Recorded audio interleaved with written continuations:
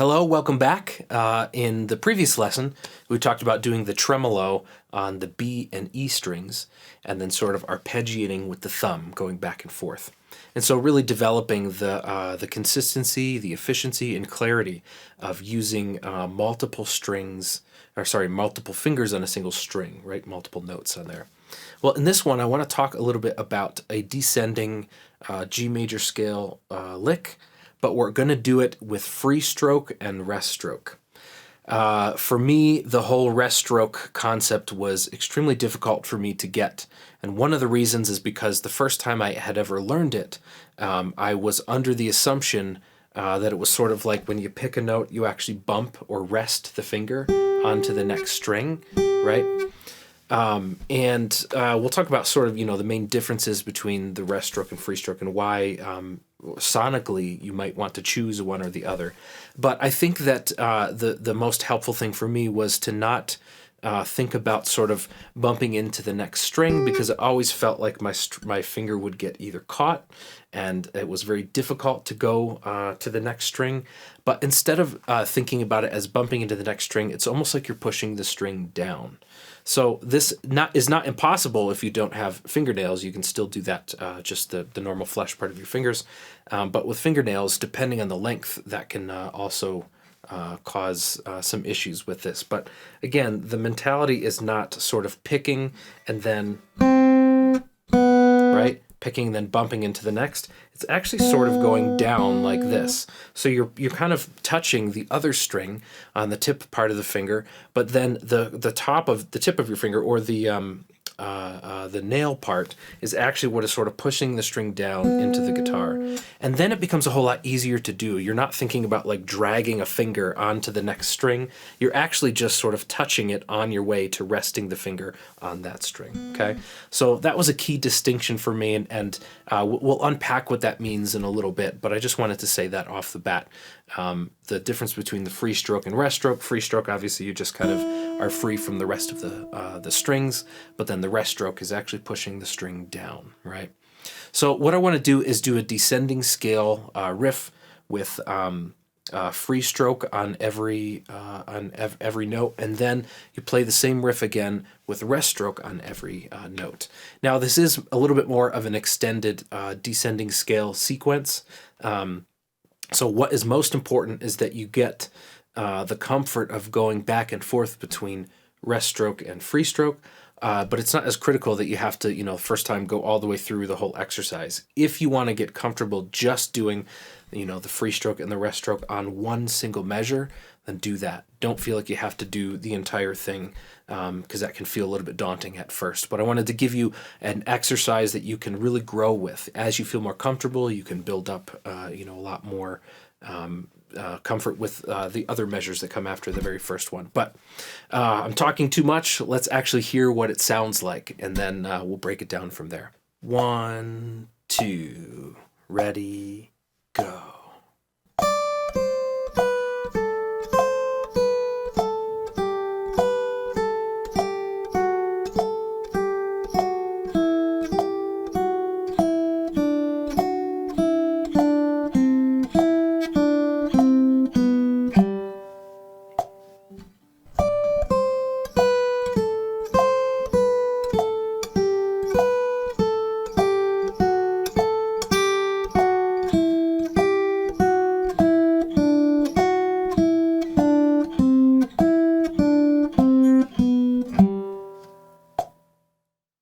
Okay, so there are a lot of different moving pieces to this riff. The first thing we want to do is talk about what's happening with the fretting hand, just this sort of descending scale.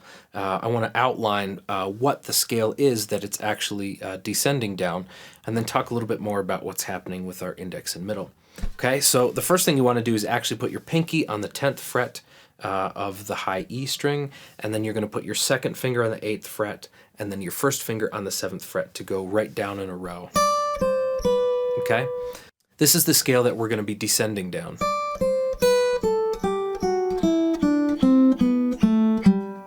So it's a little bit different way of playing.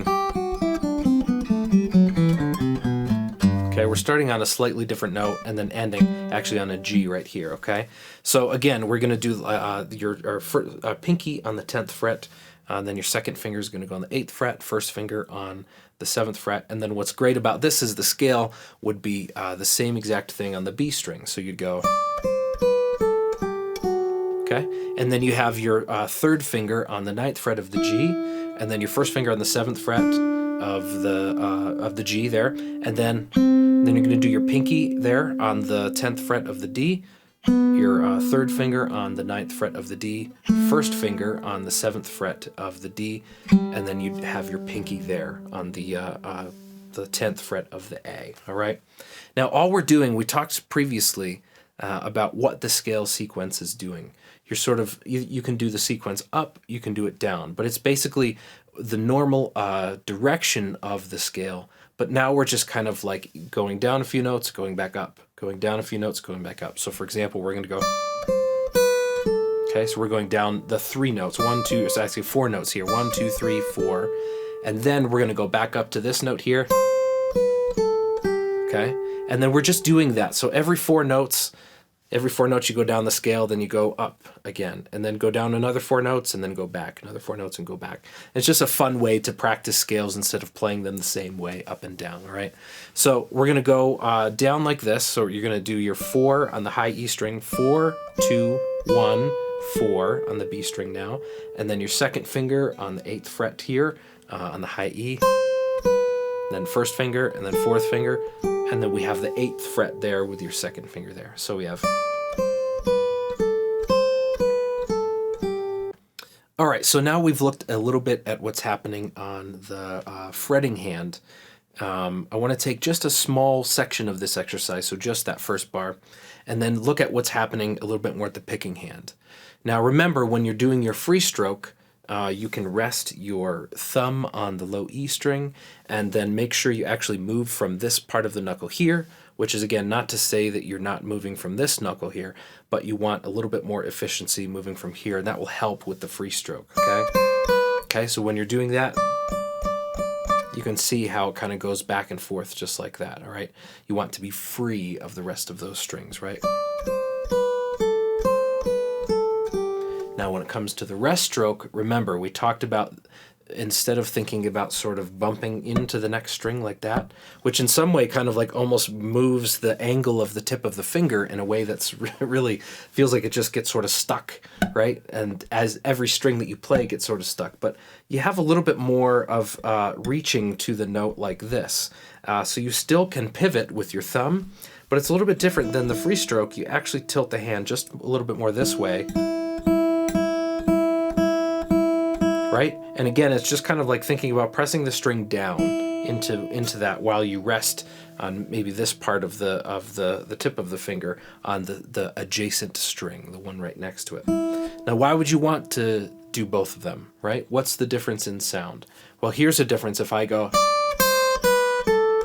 just free stroke or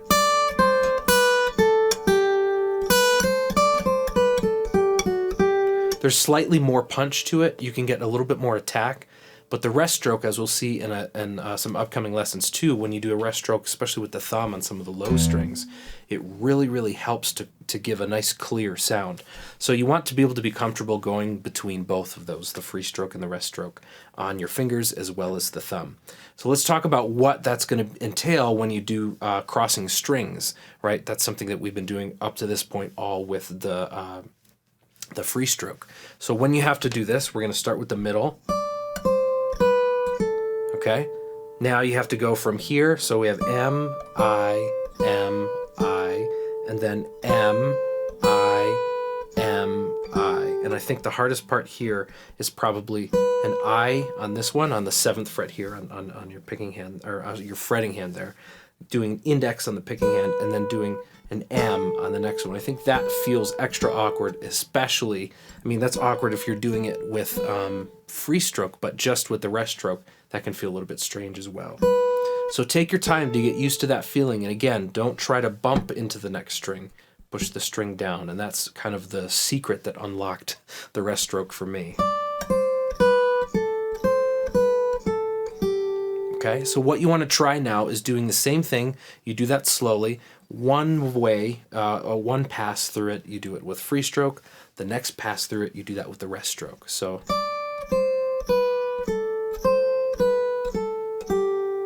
now rest.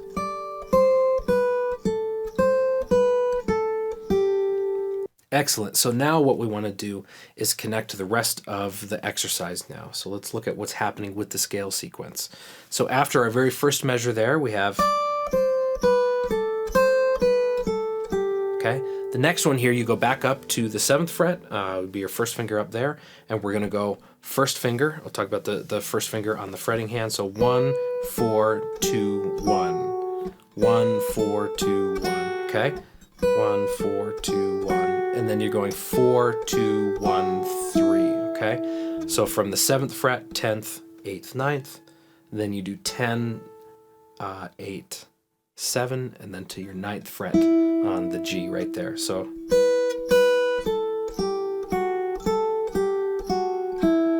okay, and then the next one you're going to go up to the second finger on the 8th fret there, and we're going to go 2, 1, 3, 1. Okay, 2, 1, 3, 1.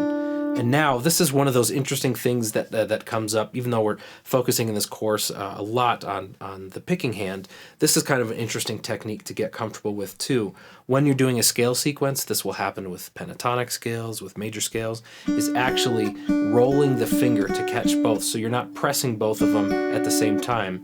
You have the tip of the finger here on the 7 on the 7th fret of the G, and then you sort of flatten the finger from there, and now this middle part of the fingertip there is now going to grab that 7th fret on the B string. So, okay.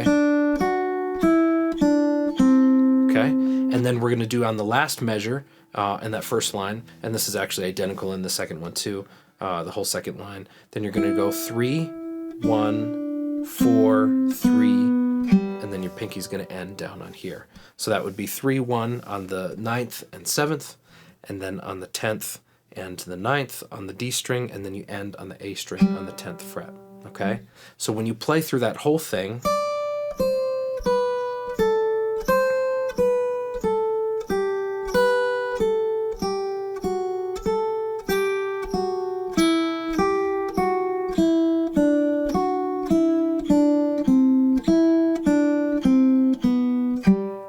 just getting that shape under the fingers on your fretting hand helps, and then learning to actually go back and forth, and once you get comfortable going back and forth, then incorporating the rest stroke. And when you incorporate the rest stroke into there, you can hear the difference in sound, and that gives your hands just a little bit more color and texture to work with, but it also just gives you a little bit more control as well.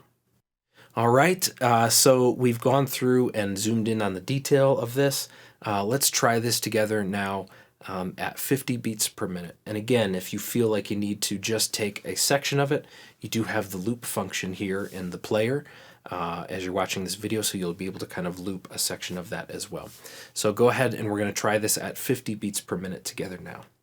1, 2, ready, go.